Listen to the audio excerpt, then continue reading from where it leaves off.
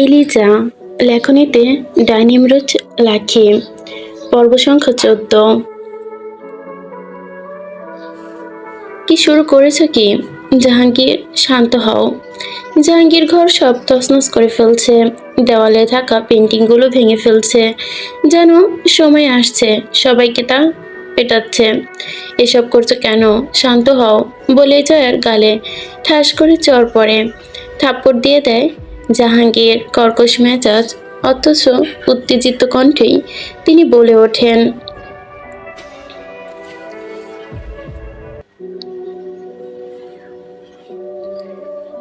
কেন যেতে দিলে অপূর্বকে তিলকনগর? বারণ করেছি না আমার ছেলেকে আমার কাছ থেকে দূরে না সরাতে? জয় উঠে দাঁড়িয়ে বলল, অদ্ভুত আচরণ কেন করছেন? জাহাঙ্গীর জয়ের দু হাতের সিনায় শক্ত করে চেপে ধরে অস্থিরতা কণ্ঠ নিয়ে বলে, জ্বলল জাহাঙ্গীর, তুমি কি কিছু জানো না নাকি বুঝতে চাইছো না? বেশি বাড়াবাড়ি করে ফেলছো না এবার? বাড়ির সকলে অবাক দৃষ্টিতে তাকিয়ে আছে। কি বলছে জাহাঙ্গীর? কি জানবে? শ্রাবণ প্রশ্ন করেন, কে ওর? কি হয়েছে? কি জানতে চাইছো? এত কিছুতে কেন এত প্রশ্ন রাখছো? খুলে বলো কি সমস্যা?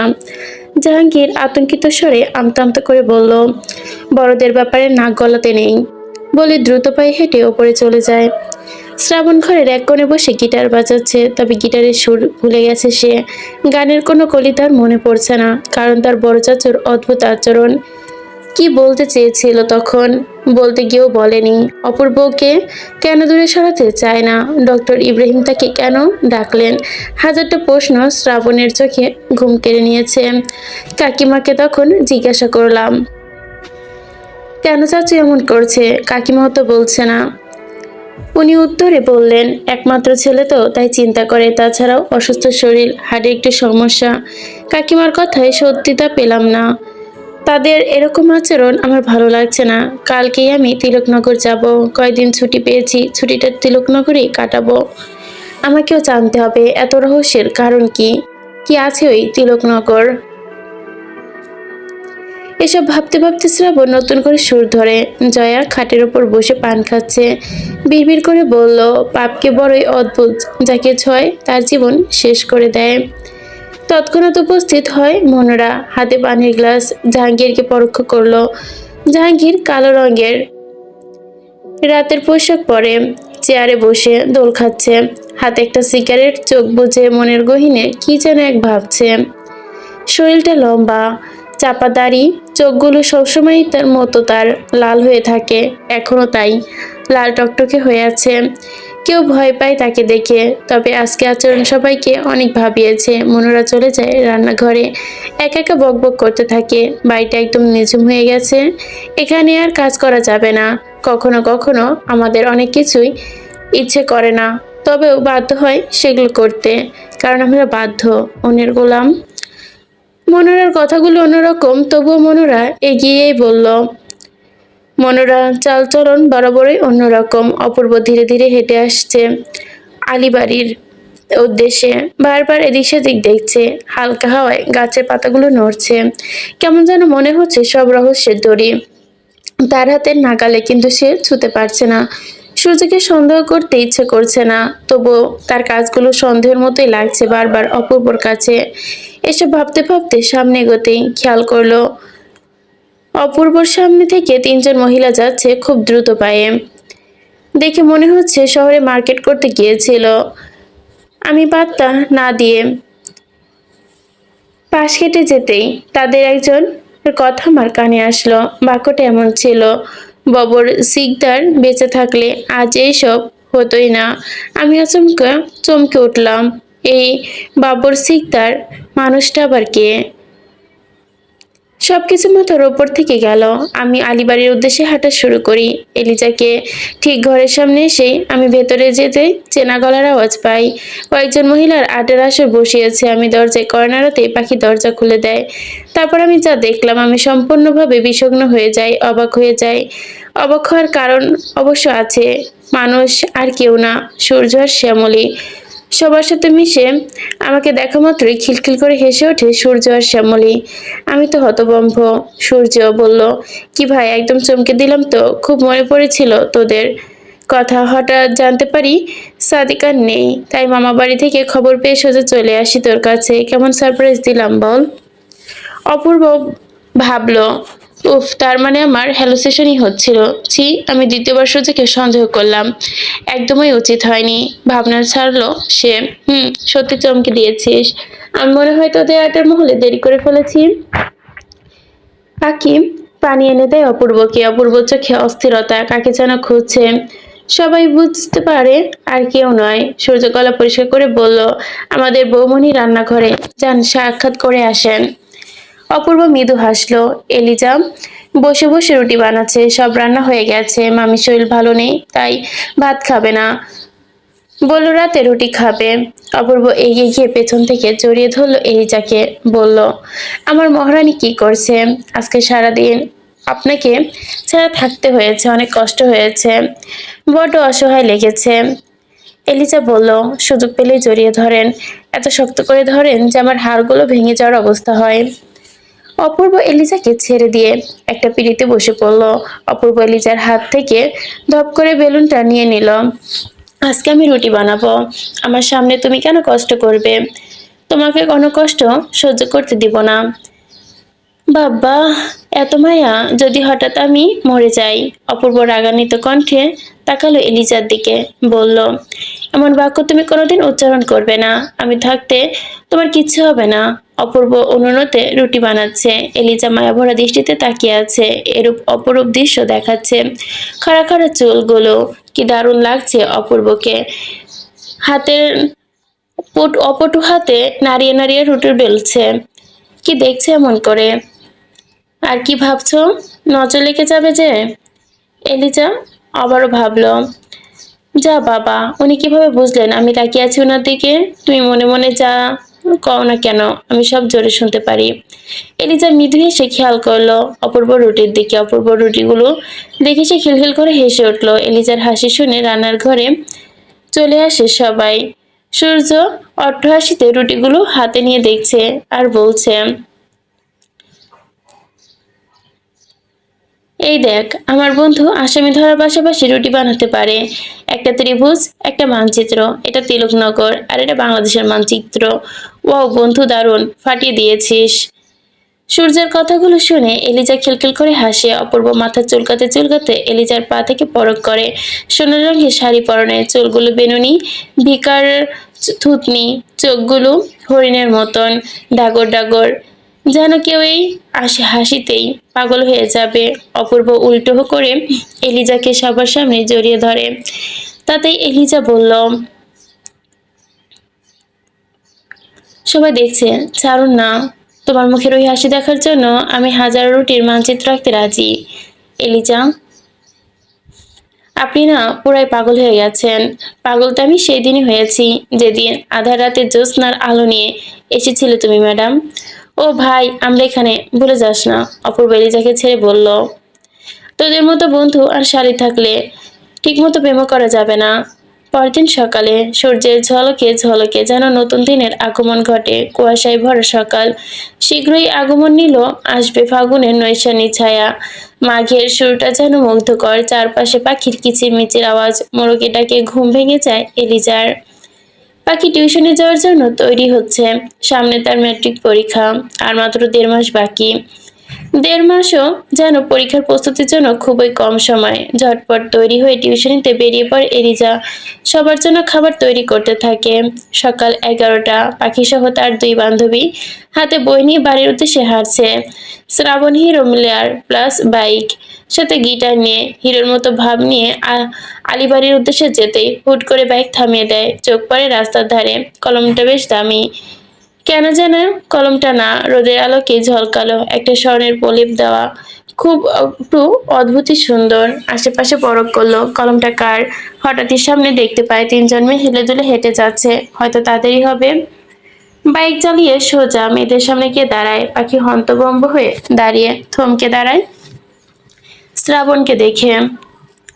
কে আপনি? এরকম হুট করে এসে আমাদের সামনে দাঁড়ালেন? এখনই দুর্ঘটনা ঘটতো। এই যে পিচ্চি, তোমার সামনে আসার ইচ্ছে নেই ওকে? শ্রাবণের কোনো মেয়ের পেছন পেছন ঘোরে না, বরং মেয়েরাই ঘোরে। এই যে কলমটা এখানে পেলাম, হয়তো তোমাদের কারো, তাই তো দিতে আসলাম। ভুল বলছো কেন মেয়ে? পাখি আতঙ্কিত চোখে কলমটি দেখলো। এতটা আমার কলম কোথায় পেলেন? পিচ্চি মেয়ে, পিচ্চিদের মতোই থাকো, বেশি পেকো না। বলে বাইক চালিয়ে চলে যায়। পাশে থাকা মেয়ে দুটো বলে ওঠে, ছেলেটা কি সুদর্শন, তাই না? পাখি কিছু বলল না, কলমটা বইয়ের মধ্যে ঢুকিয়ে নিল। পাশের মেয়ে দুটো একজন বলল, কলমটা দেখছি স্বর্ণের মতো ঝলকাচ্ছে, এত দামি কলম কোথায় পেলি রে? আর এগুলো কি কয়েক বছর পুরনো কলম? এটা আমার দুলাভাই দিয়েছে। সূর্য অপূর্ব রাস্তায় হাঁটছে, বিভিন্ন কেস নিয়ে কথা বলছে। অপূর্ব সূর্যকে উদ্দেশ্য করে বলল, তুই কি শুনেছিস রাজনীতিবিদ জুনায়েদ আঙ্কেলের ছেলে মুন্নার কথা? ফরেন্সিক ল্যাবে ওর লাশ পাঠানোর পর পেট থেকে নাকি পেট থেকে নাকি আমি একটা চিপ মেমোরি পেয়েছি। সেই চিপে একটা ভিডিও আছে, কিন্তু এখনো ভিডিওটা দেখিনি। আমাদের এই রহস্য উন্মোচন করতে এর এভিডেন্স হতে পারে। দেখতে হবে ভিতরে কি আছে। পেটে মেমোরি, কি বলিস? জয়া।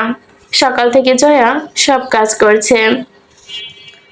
বয়স বাড়ছে নাকি মানুষের অবসর থাকে, কিন্তু আজ পোড়া কপাল তার। বাড়ির সব কাজ তাকেই করতে হচ্ছে। আজকে আবার মুজিবুর আসবে। সকাল থেকে মঞ্জুরাকে দেখতে পাচ্ছে না কোথাও, কেন জানি মাঝে মধ্যে গায়েব হয়ে যায়। মনোরা সেই বাড়িতে নেই। আমার বাড়ির কাজের লোকগুলোই অদ্ভুত। সবকিছু আমার জীবনে অদ্ভুত হতে হয়, নিজ মনে কথাগুলো বলতে থাকে জয়া। সকালবেলা কাজে অস্থির হয়ে একা একা বকবক করছে। অপরদিকে মুজিবুর চৌধুরী জাহাঙ্গীরের ছোট ভাই, মমতাজ বেগম তার স্ত্রী, তারা শ্রাবণের মা বাবা, তারা বিদেশে ব্যবসা করেন। জয়া কাজ করতে করতেই বলল, খোকার বাবা আজকাল যে কি হয়েছে সেই ভালো জানে। কাউকে কিছু না বলে হুটহাট বেরিয়ে পড়ে। ছেলের যে এক মুহূর্তের জন্য চোখের আড়াল করতে দিতে চায় না। জানি না লোকটার কি হলো। বাবা মা ভাইয়া কে কি আমার থেকেও বেশি ভালোবাসে? বলল অর্পা। জয়া কিছুটা কর্কশ কণ্ঠে বলল, বাবা সবাইকেই ভালোবাসেন, জানিস না? তোর ভাইয়ের কি সমস্যা? আবার প্রশ্ন করছিস? তাহলে ভাইয়া পুলিশের চাকরি কিভাবে পেল? জয়া রান্নাঘরে কাজ করতে করতে বেখেয়ালি ভাবে উত্তর দিয়ে দিল, খোকার স্বপ্ন ছিল পুলিশ হবে, তোর বাপের টাকার জোরে হয়ে গেছে। আর কিছু? যে আতঙ্ক মুখে মাঝখানে কথা থামিয়ে দেয়। অর্পা দ্বিতীয়বার আর কোনো প্রশ্ন করে না, টিউশনের উদ্দেশ্যে বেরিয়ে পড়ে। অর্পাও এবার ম্যাট্রিক পরীক্ষা দিবে। তৎকালীন ঘরে উপস্থিত মঞ্জুরা হাব ভাব জয়াকে ভাবালেও এড়িয়ে যায়, কারণ মঞ্জুরা বরাবরই অদ্ভুত আচরণ করে, তবুও প্রশ্ন করে না। জয়া, গিয়েছিলে কোথায়? হাঁপাচ্ছ কেন? সাত সকালে সব কাজ আমাকে কেন করতে হয়? মঞ্জুরা বলল, হঠাৎ খবর পাই ছেলের শরীর খারাপ, তাই দেখতে গেছিলাম। আপনি সরেন, আমি সব করতাছি। আজকাল সবার আচরণ কেমন যেন অদ্ভুত লাগে, জানি না কি হয়েছে। নাকি সবাই সবাই আমার মনের ভুল? কথাগুলো বলল জয়া। এসব ভাবতে ভাবতে জয়া নিজের ঘরে চলে যায়। সকাল 11টা। জাহাঙ্গীর চলে আসে, সাথে একজন লোক। কারো বিয়ের উদ্দেশ্যে কথা বলছে।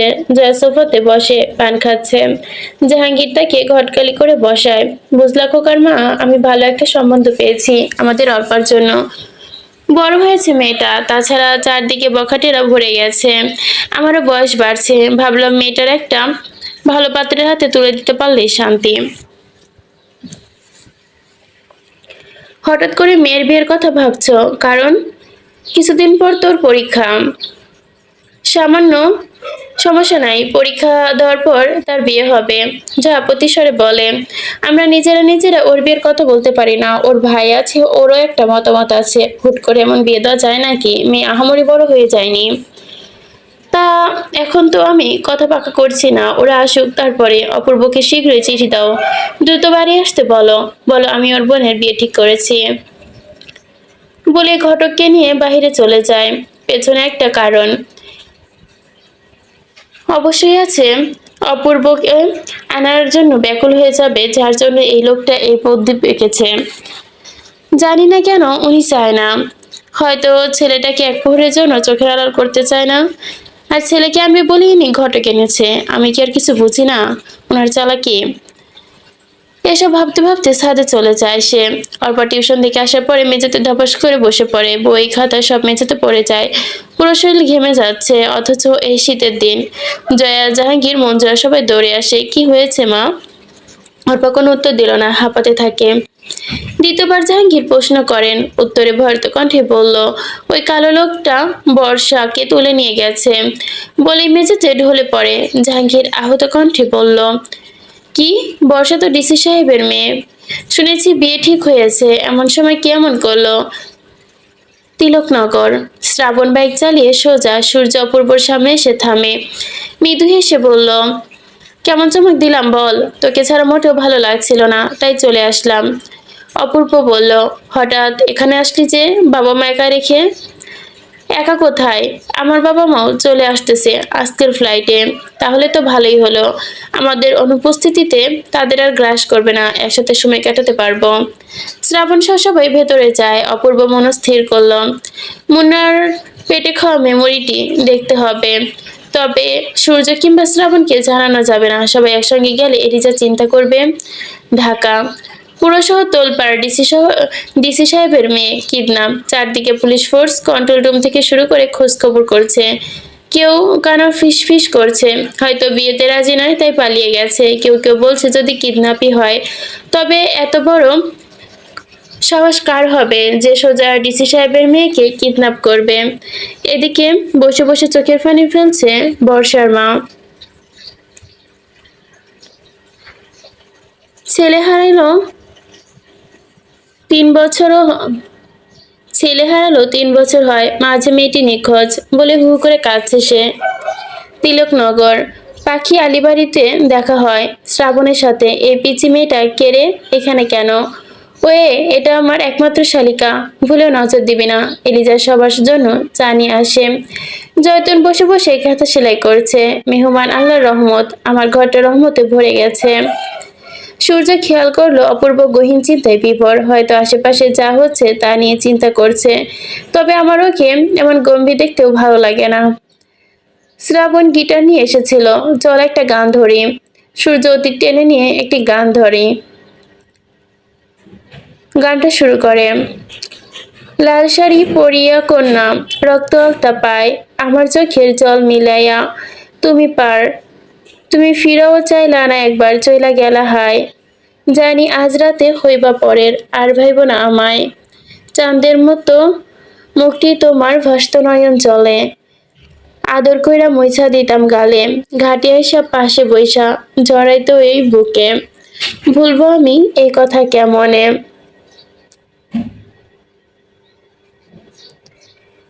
গানটি এইটুকু পর্যন্তই গাওয়া শেষ করতে সূর্যের হাতের উল্টো দিয়ে চোখের পিঠটা মুছে নেয়, বাইরে চলে যায়।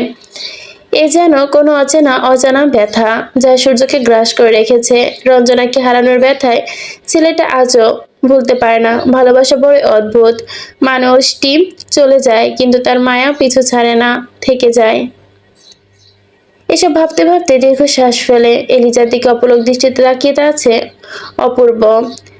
যদি কোনোদিন এই মানুষটিকে আমি হারিয়ে ফেলি, তবে আমার বেঁচে থাকাটাও কঠিন হয়ে যাবে। না, আমি কি ভাবছি? এলিজাকে হারাবো মানে? আমি থাকতে আমার এলিজাকে আমার থেকে কেউ কখনো আলাদা করতে পারবে না।